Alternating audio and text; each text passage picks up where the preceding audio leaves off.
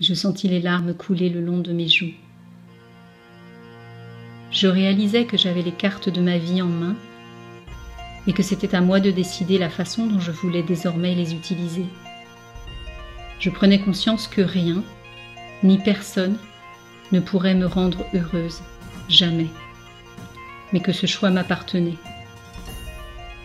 Je pleurais à chaudes larmes devant tant de gaspillage. Toutes ces années à me lamenter, à me plaindre, à vivre à 10% de mes capacités, à me limiter, à angoisser. Pourquoi ? Je fus soudain prise à nouveau d'un grand découragement devant cette triste constatation. Puis, je plongeai en moi en me demandant « Qu'est-ce que tu ressens vraiment là ?»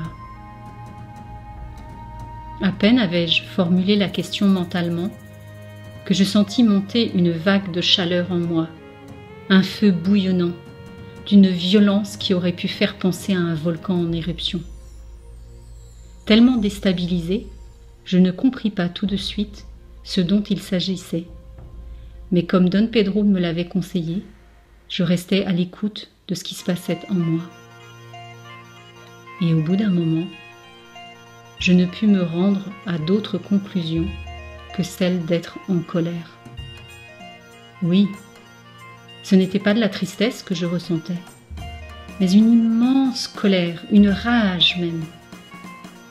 Je me sentais emportée par cette envie irrépressible d'abîmer, de frapper, voire de tuer. Je n'étais jamais autorisée à ressentir cela auparavant. Et je pris conscience que derrière cette apparente tristesse récurrente, il devait y avoir des décennies de rages enfouies, tapies au fond de moi. Je serrai les poings si fort que mes ongles transpercèrent jusqu'au sang la chair de mes paumes. Mes mâchoires étaient tellement serrées que mon visage était complètement tétanisé. J'avais envie de taper des pieds, de crier, de hurler, mais aucun son ne sortit de ma bouche. Je fusillais du regard tout ce qui se trouvait autour de moi. Puis je sentis que mes poumons m'appelaient à prendre une profonde respiration.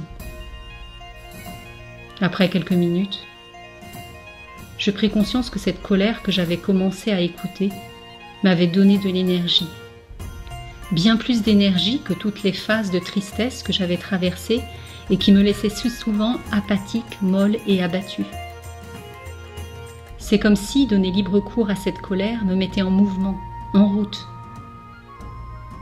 J'avais lu quelque part sur les bienfaits de la colère, et jusqu'à présent, j'avais toujours éloigné de moi cette émotion que j'avais tendance à juger sévèrement, il est vrai. Mais là, j'expérimentais vraiment ses bienfaits et la libération qu'elle procurait.